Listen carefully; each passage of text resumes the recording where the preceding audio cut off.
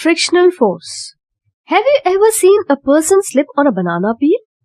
Did it make you laugh? Imagine what would happen if we were constantly slipping while walking. Life wouldn't be fun.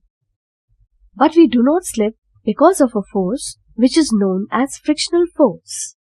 You must be wondering, what is frictional force? Let us understand frictional force.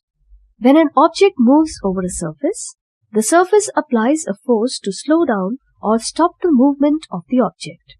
This is known as frictional force or friction. A rough surface causes more friction than a smooth surface. That is why a ball travels a shorter distance on grass than on a smooth surface. It is true that friction slows down our motion, but it also provides sufficient grip for us to walk. If there were no friction on the surface we are walking on, we would slip. Similarly, if we try to light a matchstick using the smooth surface of the matchbox, it will not light. This is because there is no friction between the smooth paper and the chemical on the matchstick.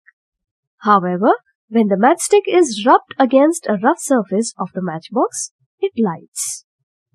We also cannot hold a smooth glass tumbler with oil smeared on it, as there is very little friction between our hands and the glass tumbler. The glass tumbler would slip from our hands and fall down. Now, we have seen that friction is necessary, but too much of friction is bad. Some machines have parts that constantly rub against each other. This creates friction between the machine parts and they get worn out. To save these parts from damage and reduce friction, we oil them regularly. We also oil the bicycle chains to prevent them from getting damaged.